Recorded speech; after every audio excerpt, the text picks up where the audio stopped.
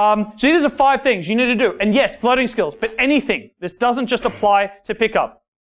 Okay, number 1 is you have to be consistent. No change, I promise you, no change will happen unless you consistently plug away at it. There is no difference between someone who's in a car accident and has to go to rehab to walk properly again and someone who's trying to learn to pick up girls by way of consistency. You know you're going to have to go regularly to rehab if you have a bad car accident, and you're going to have to go over and over and over. And you've all seen movies. If you don't know anyone who's been in that situation, you know it's tough, and you know it's hard, and you know it's frustrating, but they don't stop. Let me give you another example. Imagine you all have a child. How many times will you let that child try to walk before you decide not to let it try anymore? And you're like, are you kidding me? I'll let him keep trying until he gets it. It's exactly the same thing. You're going to have to be consistent. Your brain is built. Your brain creates neural connections based on what it does consistently, not based on what it does sporadically.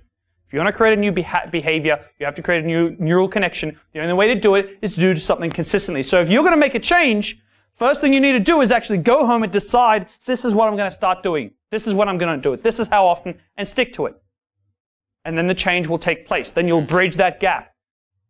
You'll bridge the gap and you'll start becoming consciously competent, because now you're putting it into action. Number 2, the people you're surrounded with, the people you're surrounded by, the people you go out with, have a big impact on you, have a huge impact on you. If you are out with people who make you feel bad about yourself for trying, if you're out with people who don't want to push themselves, if you're out with people who aren't driven to change, to evolve, they are not people that you should be going out with or hanging around with too much. You don't have to ditch your oldest and best friends, but perhaps you may have to start spending less time with some of them, because you have no idea what a massive impact those around you have on you. They create your version of what's normal and acceptable behavior. If you're surrounded by guys, they don't have to be good with women. If you just have some people, and by the way, this is a nice place to meet people who really want to make a change. If you have people around you who really want to make a change, you're like, oh yeah, I want to make a change too. You'll be like riding the wave of I want to make a change and do something different. If you just got your other mates who don't want to do anything different, or even worse, you can't tell them you want to change this. It's very tough to do alone. I didn't do it alone. I know many people who do it alone. Number 3, you want to create an abundance mentality. We talked about this a little bit before. This idea that we all have, or most of us in this room have, of, any girl will do because I can't get any girl. This kind of you walk into an interaction, there's that neediness that comes through in our language. Part of it comes through because there's no place in our world where, for most of us, there's no place in our world where people are actually getting better with women. How many of you know someone who's actually gone from not being very good to actually getting it? Dave's like, yeah, the students. Yeah, some of us have, and that's really fantastic. Most of us just don't see it. And if we don't see it, we're like, well, is that a real thing? Is that something that actually happens? And then we become desperate. We're like, oh God, I don't know if this will work. That becomes a problem. That becomes difficulty. Number 4. You've got to be constantly learning. Constantly. There's no one I know who's ever gotten really good at something who hasn't consistently tried to learn new things about it. And when I first got into this stuff, I was trying to read pickup book after pickup book after pickup book. And then I realized I didn't like a lot of pickup books, but I still kept reading. I still kept learning about human behavior, about psychology, about why people take action, about what creates attraction biochemically in a human being, about how we react to touch. There's all sorts of research. There's nothing to do with pickup, right? But you should be learning. If you want to get better at something, you got to keep learning. Absolutely, it should be an ongoing thing. You should have a certain amount of time you dedicate regularly, and I still do to this day. If I stop learning, I become a terrible coach.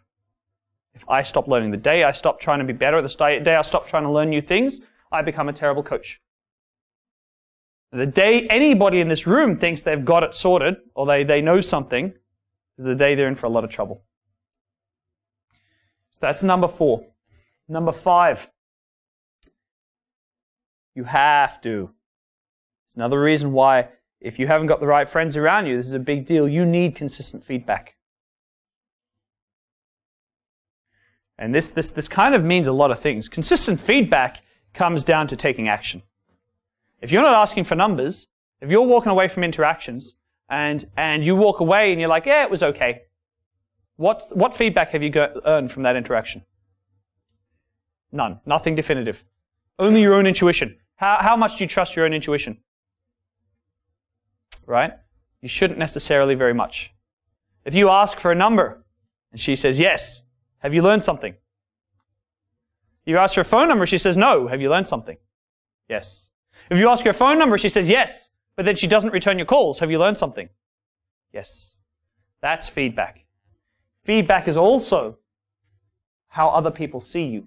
This is why you need friends around you who are going to give you feedback, because you have no idea. Have you ever watched someone approaching a girl somewhere, like you don't have to know much about pickup, and you're like, oh my God, what a spaz. You seen that before? And you could coach him, couldn't you, to some degree? You could go up to him and look, man, seriously, what were you thinking? This you should do better. You don't have to be a master yourself. But there's already so much you don't realize you do that is apparent to everyone but you. And women aren't going to tell you. Yeah? It's not their fault. It's just we don't tell them either when they do a bad job. No, that's too confrontational. But you need that constant feedback from people around you. This you're doing well. This you're screwing up. This is totally crashing. We don't see these things about us. It's about that constant motivation. You guys should be able to go home and you should be able to literally mark off, this is when I'm going to go out. This is who I'm going to talk to go out with.